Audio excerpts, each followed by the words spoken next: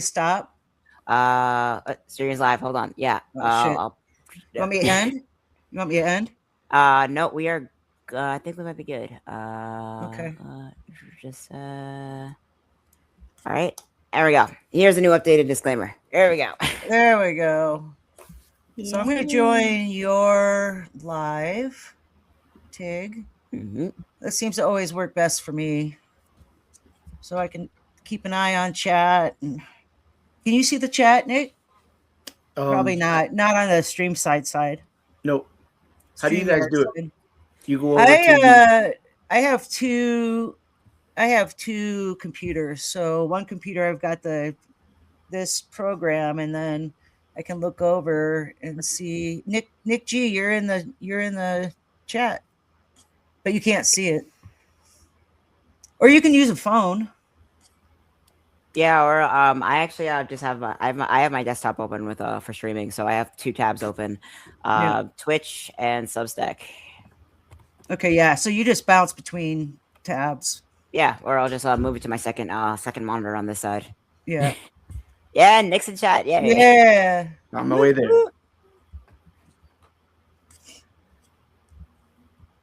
So yeah, we just kind of hang out for a little bit, wait for people to join. Woo, I'm excited. You ready, Grandma? Hey, bud. How you doing? Hi. Hello. He was our last guest. Yeah, I recall watching. Yeah. Or no, Sylvia was our last guest. Sylvia was our last guest. Yeah. I had a quick repost actually. That's right. You ready, Grandma? Was 2 weeks ago.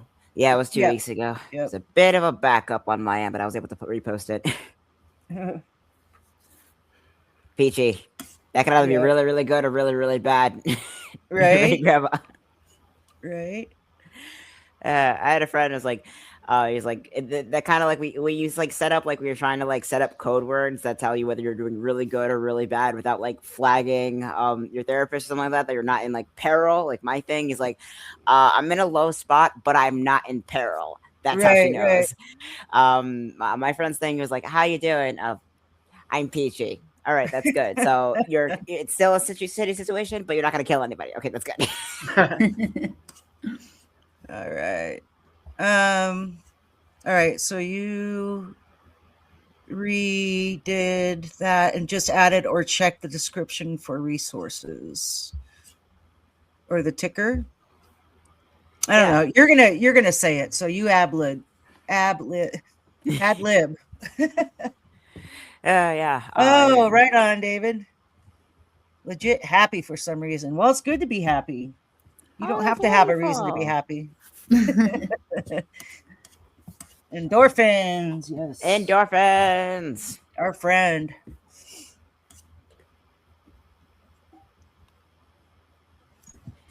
That's a good sign. And I am an endorphin junkie. Yeah. I started. Or is it dopamine? Or no, it's endorphins because I have lots and lots of tattoos, and then I started tattooing myself. Oh. And so, I laid a bunch of Hope. I laid a bunch of ink down on my thigh, and it's an endorphin kicker for sure. Yeah, I got some tattoos and stuff like that. You know, a lot of mine were more like my path. Yeah. You know, like as mine all have meaning. Yeah. Yep. Yeah. All right. Yeah. I am Hope. We're just waiting for people to show up. We have a couple in here other than ourselves, so we get a few more people, we'll carry on. Yeah, smash those hearts. Let's get some algorithms going. Whole handful of them. Yeah. Whole handful. Oh my god. I'm also gonna just here we go. I'm also gonna restack the crap out of this. There we go. Oh yeah, that's a good idea. Yes, I was gonna do that. I'm looking for it.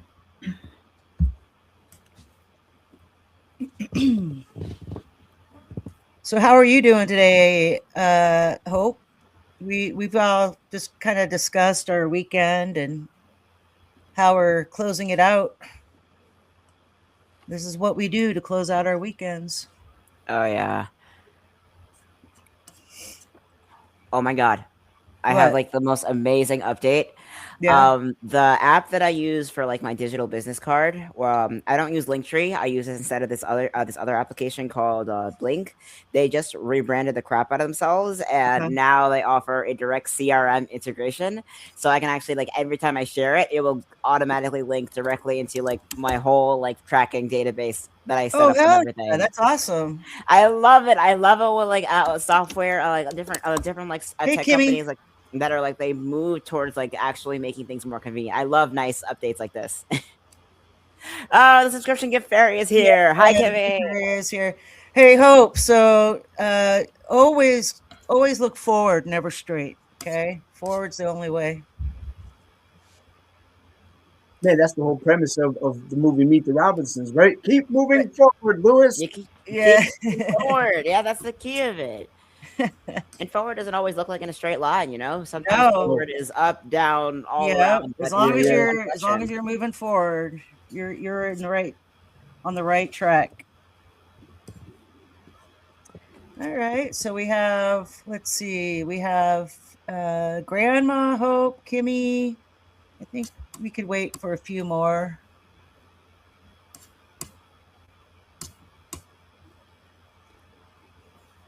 Kimmy says, Nick, it's good to see you. Oh, that is great. Hello.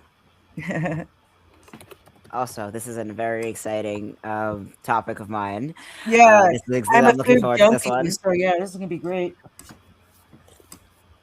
And so I was telling Sylvia before y'all showed up that a dear friend of mine, a new neighbor, is a professional chef. So I've been getting some really good food. Ooh, yes. Oh my gosh. Yeah.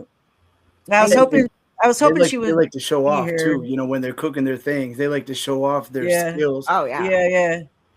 Yeah. I went down a hyperfixation rabbit hole a few years ago that took me down like that basically reformatted my biochemistry hyperfixation into cooking, because this is something something really interesting I figured out. Humans are the only intelligent creature on this planet, past, present, or future, that we know of that have transformed a biological necessity into a form of cultural expression.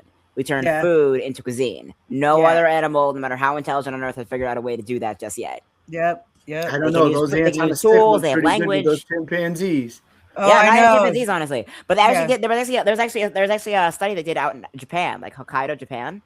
And there's like the hot tub monkeys they have out there, right? Mhm. So they're cute little Japanese macaques, and oh my god, they're so funny. The scientists actually went on the beach of Hokkaido and dumped a whole bunch of sweet potatoes all over the beach, and the monkeys are all over it.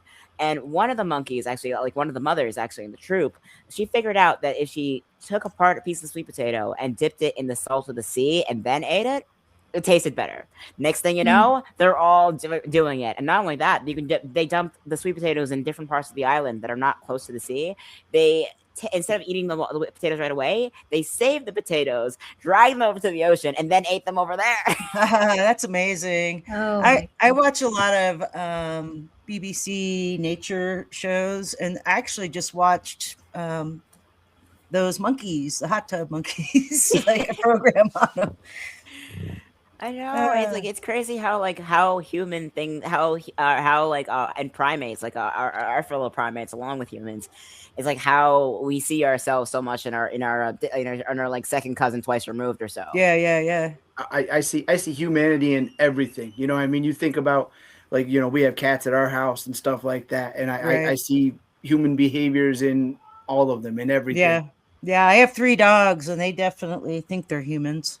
Yeah, they're evolving alongside us. Yeah, it's crazy because like I mean, honestly, there was a couple of reports in my neighborhood. I'm like 15 minutes out of Manhattan, of black bears after the pandemic getting really, really close, like to humans, not to like eat people, but they were knocking on the doors of like a 24/7 like 7-Eleven and just waltzed right in, grabbed some snacks, and then went out. And the poor overnight worker, she's like has her phone in one hand and a broomstick in the other, screaming around. It's like, get out! Oh my god, what do I do with the bears? Like, what are you yelling at me for? I just came in here for some Takis. How do All you right. give customer service to a bear? How do you Yeah. get customer service to a bear? Exactly. Keep smashing those hearts, chat. We're 10 minutes in. We have a few of the regular crowd in, so we might as well get started because this restreams anyway. Mm. So let's start off with the disclaimer, and then I'll go into introductions. All right, I guess that's my cue. Yeah. Hello, everyone. Mind Haven is a weekly podcast and roundtable discussion for mental health and the stories of people who live with it every day. We offer a safe space for discussing mental health topics and conditions from those with lived experience. We are not professionals. If you are in crisis, please do not DM any hosts or participants. Instead, you can call or text 988 or check the description at the below the video for resources if you need them. We're always happy to share links of our to help our community members any way we can. Perfect. So with that in mind, let's get started, shall we? All right. Hey. Well, welcome to Mind Haven. Before we introduce the guest, I want to give a very warm welcome to Sylvia, our new co-host. Yeah. Yep. Nero is taking a hiatus. So that's okay. I hope they join us in the chat. So today we have, and then of course we have Tig. So we all know Tig, and I'm Sushi. Today we have Nick G on, and we're going to talk about how food can affect our mental health, whether we're eating very well or poorly, how that can change things. So without further ado, welcome, Nick. Hey, what's going Yay. on? Yay. All right, you can start the conversation. Yeah, I'm Nick G. I'm a dude on the couch. I'm a dude on the couch because a lot of my personal attitude, a lot of my personal connectivity to people is different than most people. You know, I don't tribe, I don't boys team. You know what I mean? I really don't click up. I kind of find a couple people I vibe with and I stick with them, you know, and then let myself be myself. Um, I was married. I have kids. They divorces, breakups, you know, and all that stuff. But I've always felt like a disposable person. You know what I mean? And from kind of being a tumbleweed and landing on a couch, landing on somebody's space in 2018, I was homeless. You know what I mean? I was homeless. I was living in my car, and all I did was make a means so I could go eat, you know what I'm saying, and stuff like that. When I had conflict in my marriage, it was because she was vegan, and I had a girlfriend previous who was vegetarian, so like, you know, Seventh-day Adventist. So that was what got me into this new relationship. And then when we started having kids and started having money problems, and we're spending $13 on an 8-ounce jar of Vegenaise, whereas like I could spend that money on a big jar of Vegenaise or mayonnaise and get hot dogs. You know what I mean? Yeah. Everybody's full. Yeah. My marriage, if I had to sum up my marriage in one idea, it was watching the kids' plates to see what they'd leave because I was still hungry. Right. You know what I mean? And it wasn't that. I mean, I was working at UPS. I was making good money. It was just our food decisions were based on a principle, not on a matter of life. You know. Sure. Yeah. I grew up in an Italian family. We ate. Yeah. Oh my God. But that was when I was living with my Italian family. When I was growing up, I lived with my mom. She was single. My dad wasn't really in the picture. And she was in her own brain space. Just as an adult, I see it now, her just trying to get through it. But we didn't eat growing up. You know what I'm saying? My mom's like I was telling y'all earlier in the chat, we didn't eat. My mom was a pharmacist. She was making crazy money. The money that I make now through like inflation and all that stuff, my mom was making that in like 81. You know what I mean? Yeah. And that was good money. She had a house, a big house, to a point where my friends growing up would still look and marvel at the size of our house. If you know Glens Falls history, it was Wings Falls before it was Glens Falls. And that was actually the land, the farm that the judge owned was my house back And when they pieced it up, it was just this house on a property. But my mom was into her headspace, getting her life. We didn't eat. My grandparents bought us a big thing of like Kraft mac and cheese, like a box of it, a box of boxes, a carton of Kraft mac and cheese. And I shit you not, we ate that for like my entire childhood until Yeah. until I went to my grandparents' house to live, which is where my Italian family was, Hmm. and we ate. Yeah. Hmm. Yeah. I grew up in Northeast Ohio. We had a lot of Italian families, and yeah, they don't mess around. Yeah, Yeah. Yeah. I used to have a neighbor to before I came to the States. Oh, Hmm. they were Italian. Oh Hmm. my gosh. Yeah. I was living alone at that time and they would just send me food and food and food. Oh, Hmm. thank Oh my god, you. that is the thing. It's like, Oh my God. Living next to them was like the best decision. Having Italians around. Hmm. Oh yeah. Yeah. yeah, you'll I explode. They're gonna feed you until they explode. Until you explode. but And that's talking about that mental health, it was curious because I was going through like the worst depression state like ever, Hmm. and they knew that I was crying almost daily. And Hmm.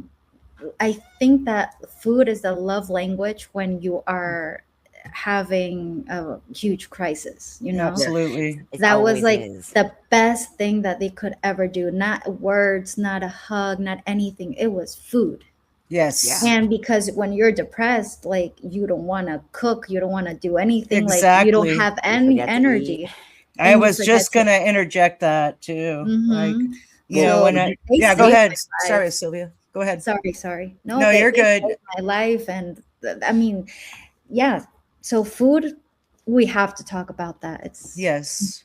well, yeah. food Yeah. Oh, brings everybody together. You know what I Yeah. mean? You Yeah. smell food from a distance, and you know we have a very societal thing now where we're separate. We have our own individual lives, our individual modes, but we don't have a means. You know, like you talking about food being the language of community. You know what I mean? You were yeah. feeling down, and they gave you food. Everybody eats. I if I was to write a campaign as a political actor. Now, mind you, I'm gonna cite James Carville. It's the economy, stupid. But when we say that, we always think about capital. That's Hmm. not what the economy is. The economy is what are you eating, where are you sleeping, and what are your babies being How you doing? maintained That's with. what You it know what is. I mean? And a lot Yeah. of the metrics that go into like measuring like economic value, like that are not reflective of what we need. These what we actually need to gauge in the modern day. Exactly. Yeah, I mean, especially when it comes to food, honestly, it's like how what you're eating and when. It's like cuisine is a fundamental part of community, like human cool. community. But the moment you either hear like some kind of any kind of restriction or any kind of like dietary means, oh, you have to eat this. This is what a good person eats. This is what a moral person eats. Oh, this is what a healthy person eats. The moment the aspect of control starts to be focused on food, who gets access to what food, and when and how much, or how that impacts their bodies, their physiology, or how that, which therefore makes them a good or bad person in a lot of ways, for a lot of people, that Yeah. it all just that just causes ripple effects. It's all just to disassemble any kind of community could have been built on that. Hey, Yeah. you know Absolutely. that's actually so in the video game Fable 2. That's Yes. one of the things. Wait, when you eat celery, you lose weight. When you eat cheese, you start growing horns because it's indulgent and rich. But wait, I love Exactly, yeah. cheese. Cheese is, I know. Cheese, I love cheese, but cheese doesn't love me That's back. it. That's the truth too. I Yeah. know, and it's crazy because I wasn't always like that. Yeah. I'll go on that side tangent for another minute, but so honestly, this is a bit speaking on the mental health front. A little story, especially because you brought up your former partner Nick was vegan. Yeah, I kind of have a bit of a morbid horror story with this, because my thing when I was younger, I was whether I was either grounded in psych hospitals or not. When you're in psych hospitals for a substantial amount of time back to back, you start to see a lot of crazy things, and not just it's not just the staff; it's also a variety of different people. Hmm. And so I have a lot of hilarious stories with that. One woman named Carmen, she was hilarious. But honestly, one of the primary things I will ever remember is a lot of the young girls who were like my age at the time who were got locked up in the slammer for eating disorders. It Mm, was absolutely horrifying stuff, and yeah. because you also like what it comes down to is when you start losing your connection, your relationship with food becomes really really unhealthy. A Hmm. healthy relationship with food is always a wonderful thing, Yeah. but it's also an important part of your mental health as well, because if your relationship to food is something to be managed, something to be optimized, something to be critiqued or controlled or reduced, Hmm. the moment you start using that kind of going down that using that thought train and associating it with a coping mechanism for another aspect of your life, like how a lot of people use alcohol or drugs to self-medicate as a coping mechanism, that's an eating disorder right there. Yeah. Yes. Whether it's anorexia or bulimia, whether you're like starving yourself or Well, yeah, or you covering just it. jumped on exactly what was the issue with my kid's mom. You know what I Mm. mean? She was vegan because she was control. When I met her, she wasn't vegan in an education. My mom was educated, so and my brother had he had a you know allergies and all that stuff in the 80s. So she had like log books, those composition books of trial and error that she gave to my kid's mom. Here, learn how to be vegan, because my brother had such a strange diet. But Yeah, my kid's mom, she used diet as a means of control. Like you're saying, when I Mm. met her, she ate lettuce or she ate Tony's pizzas. That was her being a vegetarian. You know what I'm Yeah. saying? Yeah. it's We very I very had just like common. it was just so weird. And ice chips. That was her diet. Yeah, Um, honestly, like that's just honestly that's a symptom of anemia. When you're Yeah. like, yes, yeah, when you're chasing like when you're craving chewing ice, that's a symptom of a larger health issue. That's really not good. And of Right. course, like there is such a thing as like having a variety of different foods, getting your nutrients, getting your daily fix from plant-based sources. That's all well and good. I mean, most of human history. I mean, most Italian food, like from the motherland, is like Mediterranean plant-based. stuff. Yeah, I yeah. mean, most people around the world don't eat meat in the same way that the Americans do. I mean, that's just Right. No. that's a fact. But there is a kind of perversion of that need when that desire to be healthy becomes a bit of an obsession, a bit of a compulsion, or a need for control, or a substitute for something else that feels out in your life that's out of control.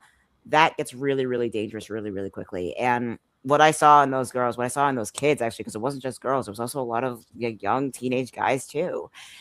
No one deserves that. Well, Yeah. No there's one. there's a That lot is, of pressure. I would not wish that kind of suffering on my worst enemy. There's a Yeah. lot of pressure, even in boys. My son, he's 12 years old, and he's more round than he is tall, but he's gonna Yeah. grow taller. But Sure. right now, he's a stock. He talks like he's gonna be you know bulky his whole life. Yeah. It Yeah. is. It's awful when you equate these like these in it like on one hand like women are supposed to be, oh, the ideal Yeah. woman is supposed to be stick thin and Yeah. The never age. societal pressures. And like Yeah. men, honestly, the same. It goes the same way, but Hmm. it's Oh like how man. that dehydrated, like steroid, veiny Arnold Schwarzenegger look. That's not healthy. Oh, No. It's I not. was going to a trainer, and he showed me who was the guy at the time. I don't remember. One of the guys, he was real like Conor McGregor. He was Conor ripped, and McGregor. they were showing off his body. And my cousin, the trainer, he showed me the picture, and he goes, "You see this? This is a raisin to the grape that he should be."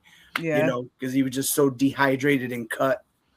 Yeah. Pumping himself full of steroids, honestly. Conor Yeah. McGregor was a Hey, speaking of that, it's a little off topic, but so when I was in high school, we had a kid, his name was Benjamin Ramirez, and he was just little scrawny. I think he was from Puerto Rico or something like that. I can't remember where his family was from.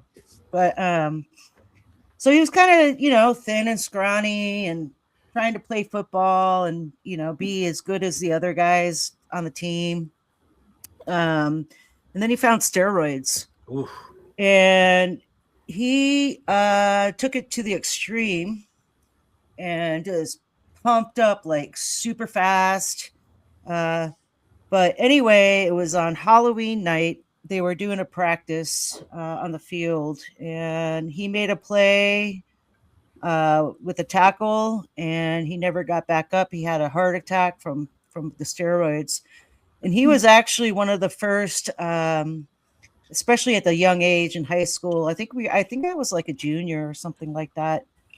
He was in my grade, but Sports Illustrated actually put him in the centerfold, a picture of him in his casket.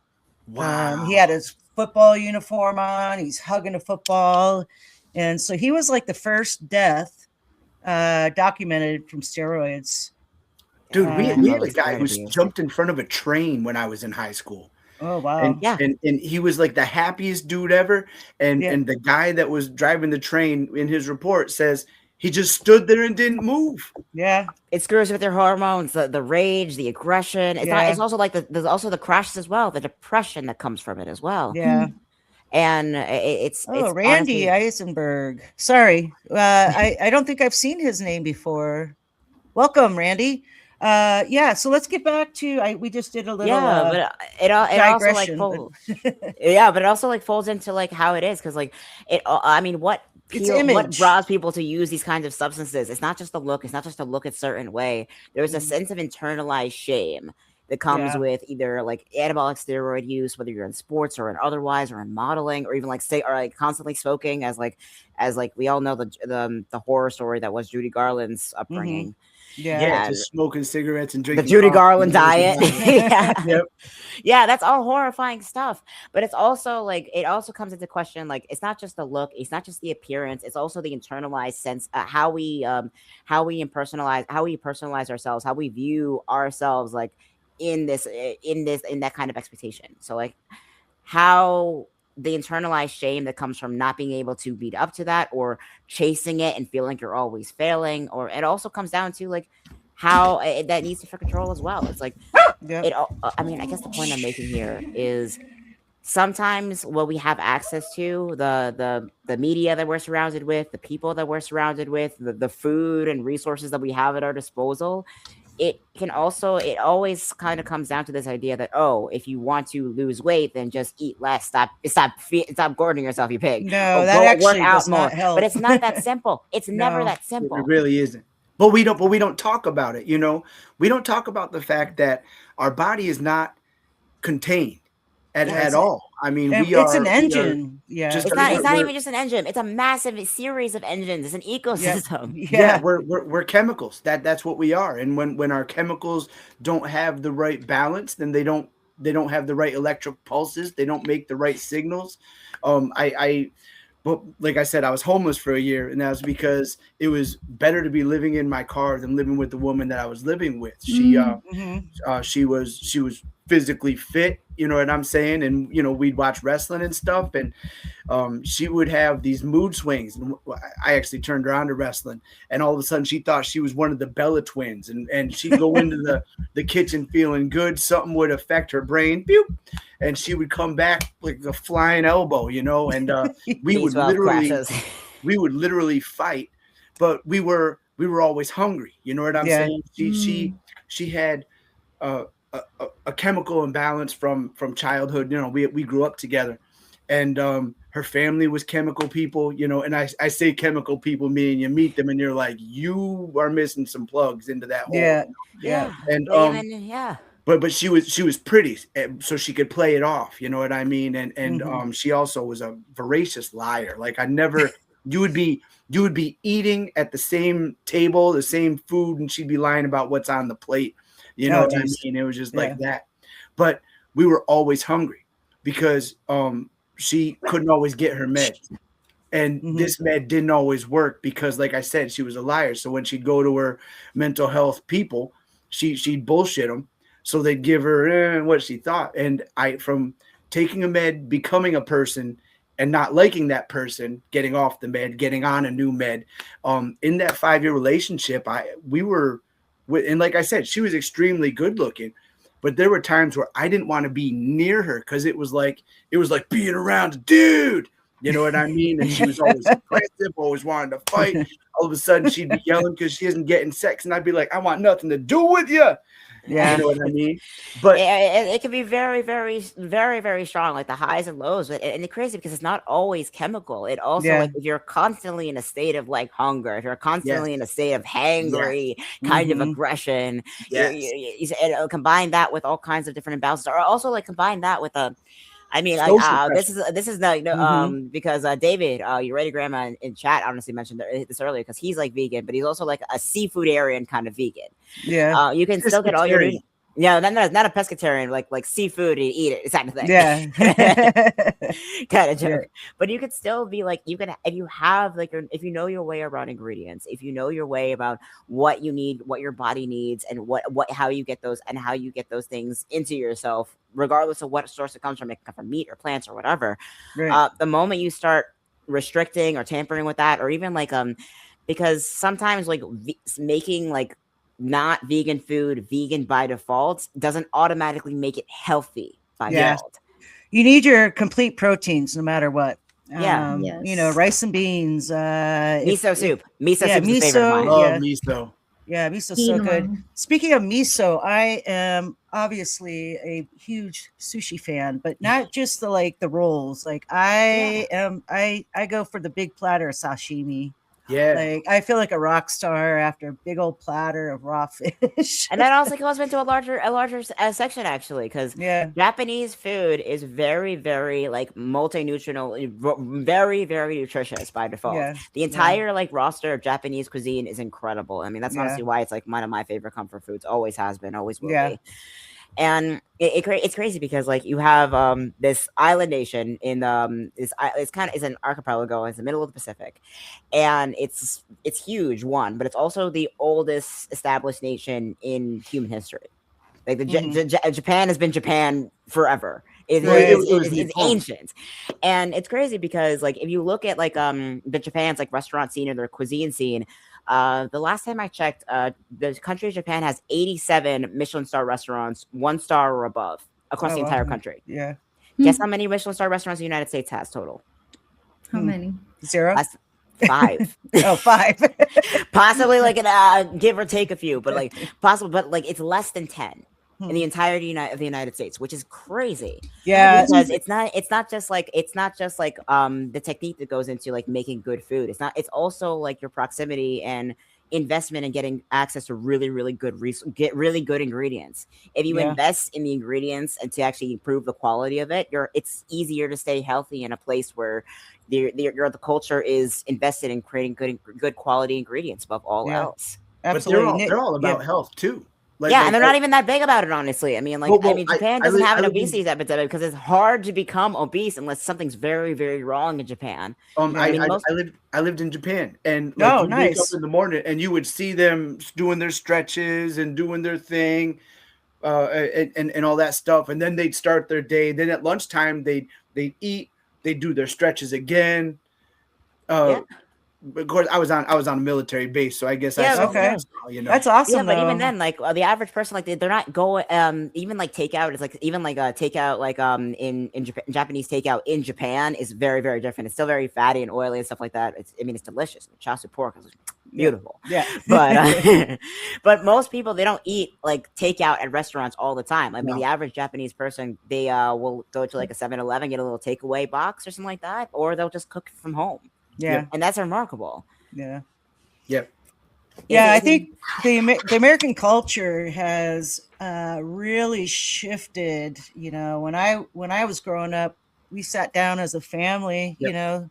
3 meals a day, except for in the school year. Of course, we're at school for lunch, but we sat down for breakfast. Went to school, got home from school, did our chores, sat down to dinner as a family. In the summer, it was 3 meals a day. And anymore it's like I don't know, I'm sure there's still families that do that, especially within the Mormon community. I'm pretty sure they sit down as a family and eat, but for the Yeah. average American, you know Grab oh and go. I mentioned Mormons because I'm in Utah, but Utah.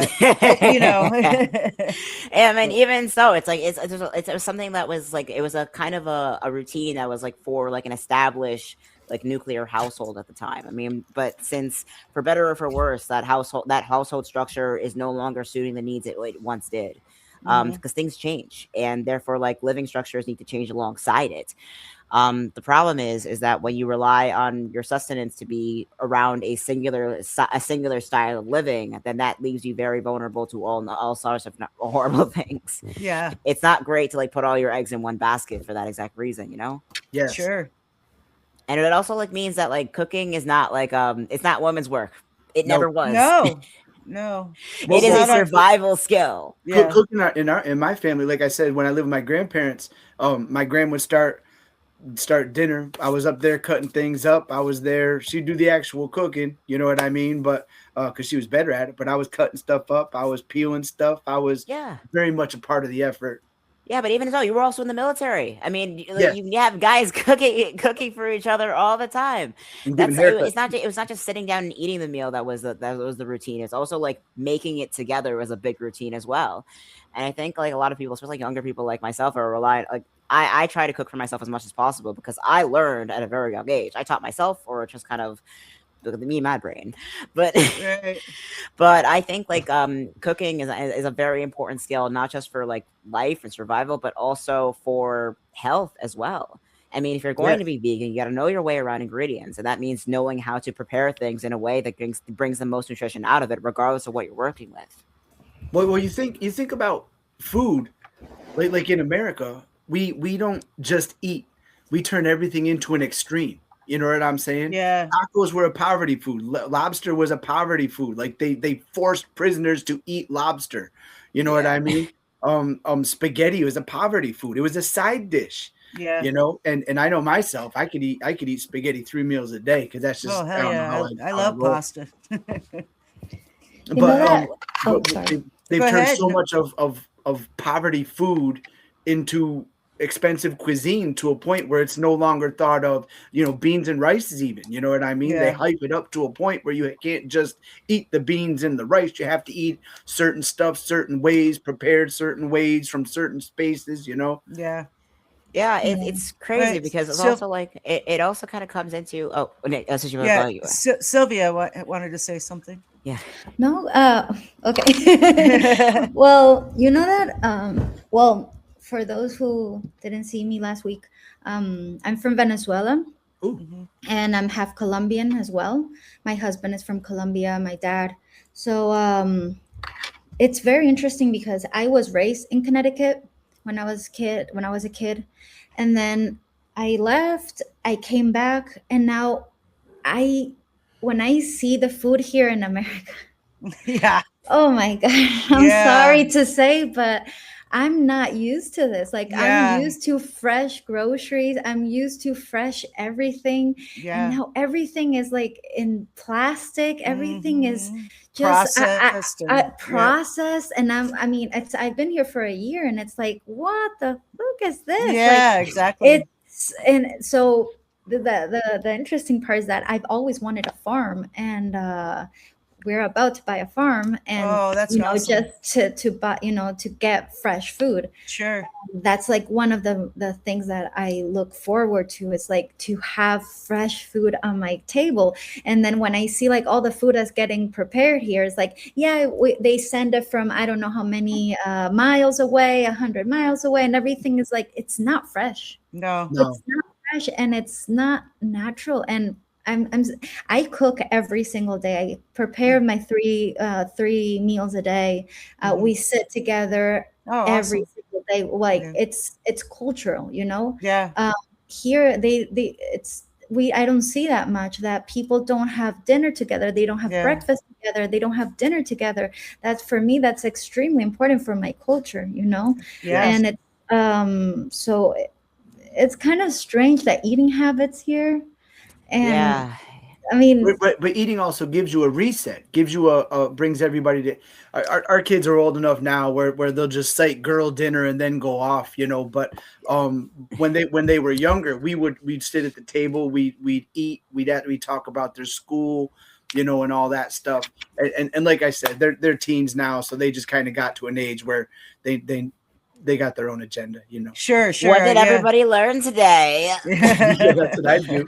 My dad, he's like, I don't care how old are you. We are always Always. going to have dinner, lunch together all the time. And that's a lot in my household. And right currently with my husband, it's Good. always like, it's when you go to Latin America, that's like the most common thing to see. But food See? brings people together, you know. Exactly. You It'll get Exactly, draw you and right it, to it always isn't always Yeah. like in the standard way you'd expect. I mean, like I kind of live in my building. A few of the guys on my floor, we kind of have a barter system set up.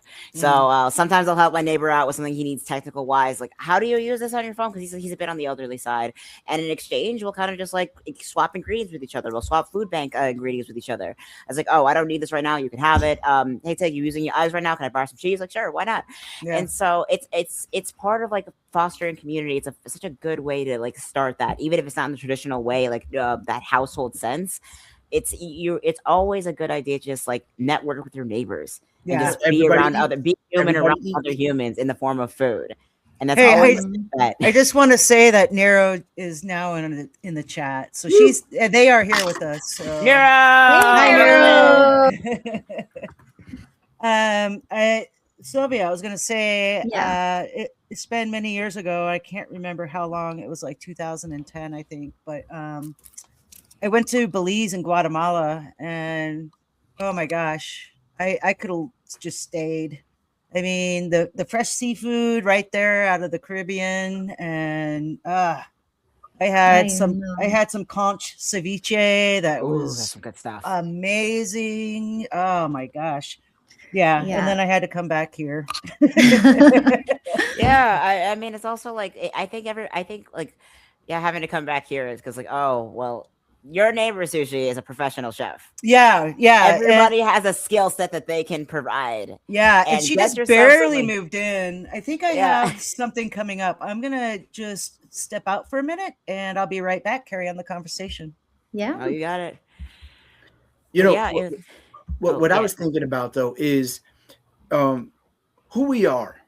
You know what I mean? Our body's chemicals, you know, we're carbon based. We have, you know, the electric pulses that create our head, our attention, our eyesight. You know what I mean? That's chemicals that are acting and interacting.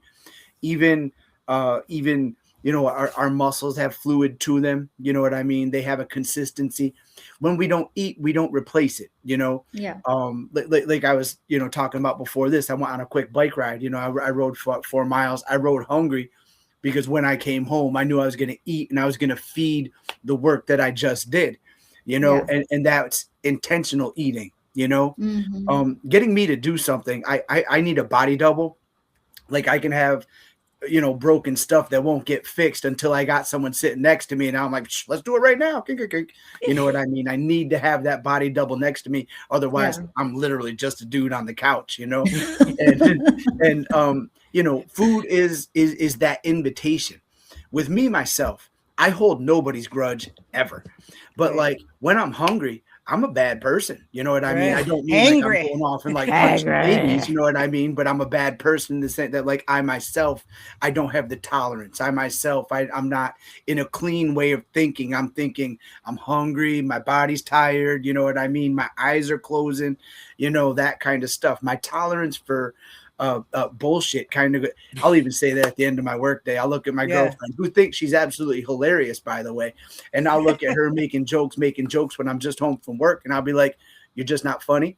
I just don't want to hear about it. I just want to rest and eat and go to bed. You know what I mean? And then she'll laugh her ass off at herself again, and you know, I just have to cope. But I'm a completely different person when I don't eat. You know, even with my kid, when we're hanging out, I'm quick, I'm short. We eat. All of a sudden, I'm like, Paisan, let's go throw the football.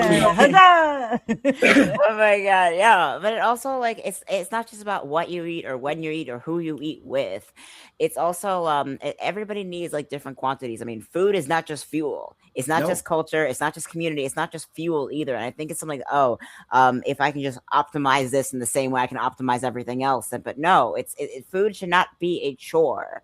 Yeah, it's not something you have to manage. The moment you have to manage food, that's something that's a second sign that something is very, very wrong. Yes. Yeah. Correct. Exactly that. It becomes a logistics problem. You know what I mean? Well, because I'm getting older. I'll be 49 this year. Because I'm getting older, I manage everybody like I'm an unk. You know what I mean? And I don't need to know you. I'll talk to people in the grocery store in line. You know what I mean? I mean just hey, Likewise. nice shirt. No, oh, wow, those shoes. You know, Yeah. that's just how I roll. But I don't actually. Now that I say that, and I brought it up, the grocery store, I have like an almost humble embarrassment about food. I will not Yeah. address somebody else's food. To me, Oh, that is yeah. such a core personal, you know what I'm saying? I Yeah. just don't. If it's in the presence of community, then I'm like, hey, what do you think? If me and the Yeah. dude are talking about what we barbecue, I'm like, hey, what's your cue? You know what I mean? Yeah.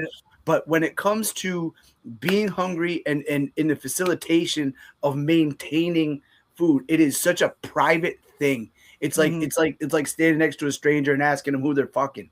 You know, Yeah. that's the way I feel about it. You know what I Yeah, mean? yeah, yeah. Yeah. That private of a thing where, like, saying that, it's still a very community, very Yeah. shared experience, Yeah. Because but even then, only when you're giving it to everybody else. Yeah. yeah, You know, yeah. Sophie, go ahead. talking about that, you know that I was a vegetarian for 11 years. I started being a vegetarian when I was 16.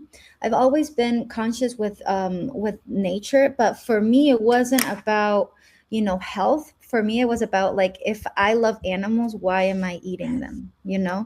So I started being a vegetarian, and then when I started to have more mental issues, well, because of my misdiagnosed, I've heard so many horrible things from people. Maybe you're like that because you don't eat well. Maybe you're Mhm. like that because you don't eat protein. Maybe blah Mhm. blah. I mean, the stomach is your second brain. I mean, of course I understand, but if you're a vegetarian, you have to investigate how to, um, Properly properly nutritionized. eat. And Yeah. I never get sick. I've always been extremely healthy. Mhm. um but like opinions of people talking about, yeah, probably you have bad mental health because you don't eat well. I mean, what?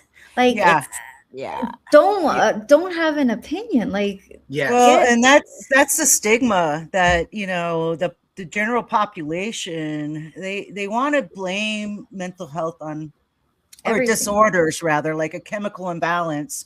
They Hmm. wanna blame it on anything, you know? Yeah. anything other than themselves. Yeah. Yeah. Straight up. Yeah, Well, and you said, honestly, and unfortunately, what we're seeing now is not new. It's something that's kind of resurged. It's a rebrand of an old thing from the Gilded Age, from the 1800s, like the early 1900s or so. I don't know if you guys are familiar with this history. But the guy who Henry Ford was a follower of some guy named Sylvester Graham. Sylvester Graham was a nutcase. Okay, he was the kind of one. He was the kind of like angry preacher who come to town and say salt, spice, flavor, fat, and joy in food will lead you to lustful thoughts and straight to Ah, strict hell. Puritan He was a bit. He was basically he yeah. invented the graham cracker. Literally, that was to like a stop people cinder from block. masturbating. Yeah, yeah, but it wasn't just him. It was also another colleague of his, John Harvey Kellogg, whose brother actually was the one who invented cornflakes and started like Kellogg Foods, which we now know as like General Mills. Just despite John Harvey actually, just despite his brother, because like, well, this like flaked corn thing is great. Why don't I add some sugar in it so people will actually eat this stuff and we can sell it? He's like, no, that's like lustful thoughts. It's like, screw you, I'm gonna be a millionaire. And so That's it. Yeah. that went down in history. But it's honestly that idea of like, oh, like a pure clean eating will fix everything that's wrong with the body. It's really not that case. It's not that simple. It's not that Yeah. And easy. Henry Ford actually bullied his son to death with that, because his son actually died of stomach cancer. And he's like, Mm. oh, if you just eat properly, you won't die. If you eat properly, you won't die. And then he died. It's like, maybe I was too hard on the boy. Right, Like, right. Hey, I want to mention too that the Mediterranean cuisine is a healthy one too. They have some really, really good food, and oh yeah. full of the right fats, and the olives and nuts and Sure. Yeah, it's also yeah, like it's really just about balance, no matter where you get yourself from. yeah, Honestly, Sylvia mentioned something earlier. Is that like I mean, like being a vegetarian because you have that empathy for animals. I mean, I mean, my first love growing up was zoology. That was my gateway into like my hyperfixations on research across the board. I loved animals growing up, but I Oh also yeah. knew that I couldn't really survive being a vegetarian because like my autism thing is I have a no fruit policy aside from like 10 exceptions or so. Yeah, S- I did not vegan, but vegetarianism post college, but I was extremely poor and I think I ate like Taco Bell bean burritos like every day. Talk about being burritos, yeah. But you know, it takes a bit of some change to do it Yeah. right, you know. And it's also kind So of an acknowledgement that like sometimes like sometimes what we associate is like the healthiest thing for you is like, oh, fruits, veggies, and whole things are not always like the 100% we all think they are. I mean, I mean, I can't be within 3 feet of most fruits other than like my exceptions or so, like citrus, orange mhm. juice, not oranges, and starch based stuff like plantains, avocados, squash, and stuff like that. Anything other than that, I reach for a flamethrower and decontaminate the area. Is it texture based? Is that based on No, it's not the texture? texture. I can't even get that far. It's the smell. It's horrific to me. It's It's kind of like cilantro. You know, some people can't. I love yeah. cilantro. I'm like, I how love can you so not like cilantro? because they have a oh, there's an interesting thing with that because it's a genetic It tastes like soap. yeah, some people have that genetic predisposition so they can't taste the bitter. It just tastes like soap, Yeah. or they just can't taste it at all. It's the same people like that can't taste tonic water. Essentially, Hmm. it's an interesting thing, but that's a whole other thing. But like my thing with like no fruit, it's like, well, my parents actually tortured me for years with this. Like they basically just tried to force it until I was 15. It was basically like psychological torture that I have the same visceral reaction with like most fruits as someone would be in proximity to a pile of tapeworms, blood, and shit. Wow. Yeah, it's that extreme with me, and it's always been that way. But that's not something that you can really fix with exposure, you know, because No. it's not a phobia. It's just something it's just it's an autism thing. Yeah, Yeah, It's yeah. just something I've you always either have an had. epiphany that fixes it, or it's just No, no. yeah, there's no fixing it. Just like, no, not doing it. But even so, it's like I'm still like I'm actually healthier than most people my age, which is crazy. Yeah. Because while I do like do citrus, I'll do lemons, limes, so I'm not gonna die of scurvy anytime soon. I'll do but also it's because like my safe foods are my safe food, honestly, like my comfort food, brown rice, steamed white fish, some kind of light chicken, or some kind of like a little beef, or like a light seafood, and sauteed greens, spinach, or broccoli. That is like my comfort food, not the standard autism thing like That's all chicken nuggets and healthy though. fries. No, my comfort food is basically something you would find at a Chipotle. It's the Yeah. weirdest thing. Yeah. Well, But it's also like when I Go was ahead, Nick. eating vegetarian and stuff like that, what made it easy for me, and now I eat meat, you know, and I don't think twice about it. But it's like Mhm. I have a very conscious thing about it. I mean, there is no point where I'm cooking meat and I'm not thinking there isn't a house fire somewhere with somebody in it that they're at the perfect flavor. You know what I mean? And, it, and I Jeez. literally think that because what's the difference between the cow that I'm eating? You know what I'm saying? What's the Right, difference right. between the chicken I'm eating? At some point in being cooked, there's going to be that balance. Humans do that too. You know, Mhm. it's a conscious thing. But yeah. I like when I order from the Chinese food joint, I'm always getting like tofu instead of Mhm. other things. It's just kind Yeah. of I dig it. I prefer to eat Yeah. something that isn't taking life from something else. Sure. On Sure. the other hand, if I'm at the grocery store and there's already taken life, Mhm. I'd rather eat it than waste it. You know what Right. I mean? That way it's Yeah. not like proving a Yeah. point on principle, you know what I Yeah. Right. mean? Because this oh, I call everything a person, didn't need to die in vain. You know what I mean? Right. Exactly. Right. I And I'll mean, that's tell kind you of what, I love a good like mooing steak. You know, oh, like like a nice yeah, medium rare steak. That's Sky good. oh blue. no, it has to be rare, purple in the middle. Ooh. Wow. And somebody's like, I It's like haven't that. I haven't eaten meat since I was 17. Oh wow. And Well, I'm good for you. 35, so no. Yeah. No, you know that like 3 weeks ago I was with my husband and my friend, and then she ordered. I didn't know what brisket was. I thought, No. and what, oh, yeah, and then I thought, I don't know, it was so dumb, but I thought it was because we were ordering like vegetarian things as well, Mhm. and I thought it was like a mushroom, It can be. Mm, Those are like there's like vegan like brisket alternatives, like Yeah. vegan no, pork but jerky, like jackfruit or mushroom or enoki but mushrooms, but I thought it was something like that. But when I ate, I was like, and I was in the restaurant. I was like, "Oh my god, what is this? No, this is brisket. What is brisket?" what And is brisket? Yeah. I don't eat meat like whatsoever. Yeah. And then I was like, okay, this is meat. This is an animal.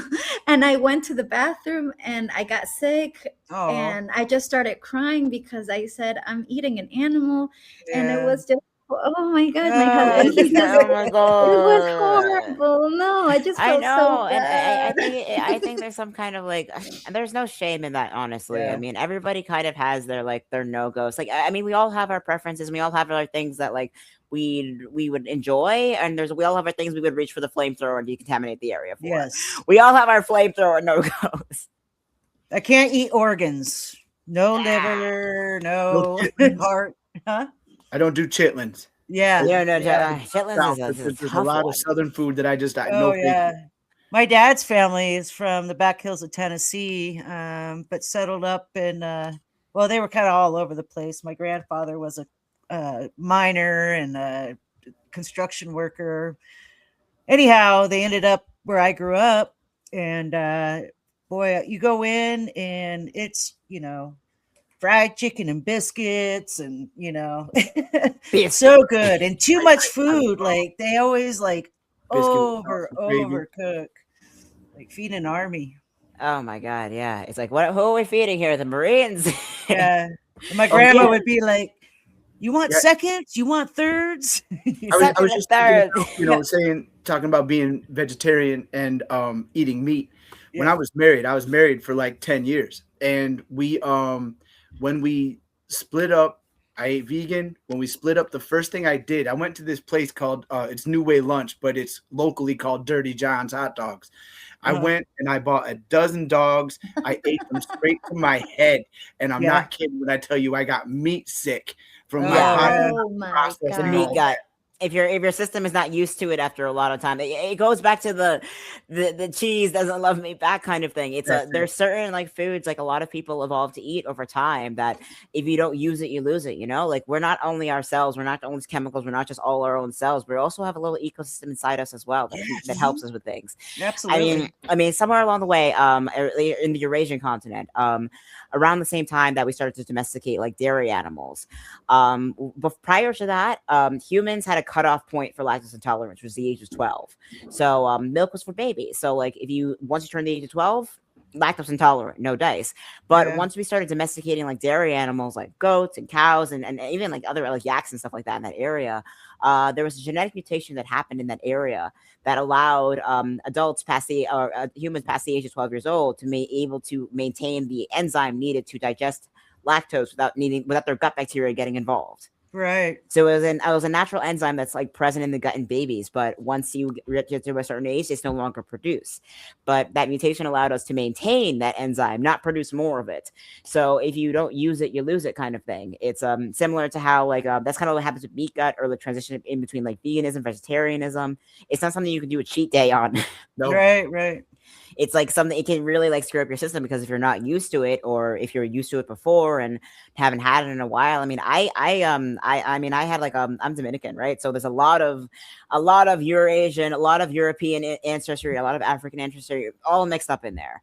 I'm Dominican ancestry with that, similar Latin America as a whole. So I never had a problem with lactose intolerant until I emancipated myself and didn't have access to like regular like dairy on a regular basis during that whole 7-year nomadic period. And now that I have like I'm stable and I have my housing and stuff like that, I'm trying milk. It's like, oh my god, I lost it. I lost the ability to digest it. Yeah. I do like to keep my probiotics, my gut health very satisfied. I eat a lot of Greek yogurt. I do those little Yakult shots. I think that's how you pronounce Ooh, it. I love those. Yeah. And I've learned that if you especially like just the plain Greek yogurt and dump one of those into the yogurt, mix it up, and it's almost like a smoothie, but like a power probiotic, and it tastes like an orange Julius. It's delicious. Man, Orange Julius. All right. Yeah, yeah. You haven't heard that in a minute, huh? No. Have you ever Yeah, had one? Oh Orange yeah. Julius? Yeah, they're so Well, yeah, good. we had one at Crossgates Mall, and Yep. that you'd hit your Hot Topic, Mhm. and then Orange Julius was right next to it. Yeah, but they put a Oh, lot of sugar in their stuff. Yeah, so much sugar. That's Yeah. why it's good. that's why Yeah. it's Oh excellent. my gosh, Fat and here sugar makes people food taste eat good. so much sugar. Like Oh, I here, know. it's I mean, it's incredible how much sugar there is right now. Even the sodas, you go, oh Yep. yeah, I want a large soda. In Latin America, a large soda for us is like humongous, and Mhm. here is like a normal That's like a standard normal size. size. It's like whatever. People actually drink this in one sitting. Oh, Yeah. Yeah, we do. When I was in Guatemala, I got some of their chocolate, and they just use pure sugar cane and mix it with the cacao and yeah. make these patties. Oh my gosh, it Mm. was Well, so good. in America, American chocolate isn't allowed to be called chocolate Yeah, anymore. Same thing with yeah, our cheese. It isn't allowed. It's called dairy product. yeah, It's not Yeah. cheese anymore. You know. Like yeah, swapping slowly to make it yeah, cheaper and cheaper, But but I mean also that's what we do with all of our stuff, and that comes back to the poverty food. You can't just make your rice and beans. You have to have all this extra stuff. yeah. Same thing with clothes. We can't just wear clothes. Like, as a matter of fact, I was hunting for sweatpants, Uh-huh. and I needed sweatpants because it's still chilly. I want to be active, and I couldn't just find plain old sweatpants. I kind of had a small tantrum to my girlfriend. I says, I want the pants that Danny Zuko was wearing in Greece. How hard is it to get some dang sweatpants? Like, I went into Target, and everything's new fabrics, new Yeah, everything. It started off being made out of plastic to begin with. And yeah. Go to your secondhand stores. well, just yeah. getting simple things is no longer Yeah. simple, because simple No, I know. doesn't make enough money for somebody. Yeah, and Yeah, even thrift yeah, stores are getting jacked up in price because, like, with like either vintage or trend, it's Yeah. all kind of getting commodified until it's cannibalizing itself. But Yeah. It's cannibalizing itself, But and that's politics and everything too. Like, you think about it, and like, I always got like a hang up about Sarah Longwell, because I feel like she wants to pigeonhole everything. I feel like that's her autism, where yeah, she's just trying to categorize everything so it's clean and neat, like how when yeah, little kids line up their Matchbox cars. yeah, That's my interpretation of her. But everything is being given a genre. It's giving a nickname, giving a bucket. You know what I mean? You get spazzy people like me who like wrestling, who love house music, who love to eat, and you get three of us on a couch, and after you get past the wrestling, after you get past the house music, after you get past our full bellies, there's a billion things that makes us not the same. You know what I right. mean? Mm. And there's no pigeonhole that's going to put everybody together in a bucket, unless you say biological entity. Hmm. The that could be biological anything. entity, folks. Yeah, I mean, it's a lot of intersectionality that comes with it. Like, there's only ultimately there's a level of fear and shame with interacting with different groups of people that we most likely will not have everything aligned perfectly with. Right, right. More likely than not, we're not always going to agree on things 100% of the time. Sure. And there is a level of like thinning of a level of puritanicalism, especially people my age. It's brutal. And I'm kind of a rare one, like unicorn among unicorns, specifically because I work so well with like older people or people older than me, simply because like I know like I have that experience, because you need to be able to build that community. It also needs to, like, diversity on its own is not enough. Right. Yeah. It's expensive washing machine. Also, it's an expensive washing machine allegory I made on my note earlier. Yeah. But it's also about like having a variety in your diet. You can't survive on one single thing alone, no matter how nutritionally dense it is, because Yeah. nobody can survive off Nutriloaf and Sylvester Graham original graham Yeah. crackers. It Well, may and have all the things you unfortunately, need, but yeah, yeah, and unfortunately, yeah, there's parts of the population that just can't afford to eat good. yeah, And and that is it's a horrible thing. yeah, yeah. Yeah. All right, y'all. This has been. I hate to go, but it's the top of the hour, and while it's daylight, I still have some things to take care of out in the Nice. yard. I have 3 dogs. If you can imagine what my next task is. Anyway, This has been a great conversation, Nick, and would love to have you back sometime if you want to discuss another topic. Heck yeah. All Anytime. right. Let me know. And thank you, Sylvia. You did great as a co-host on your first show, Woo! not being a guest. Thank you for everyone in the chat for being here. And this will be posted again to share with your friends.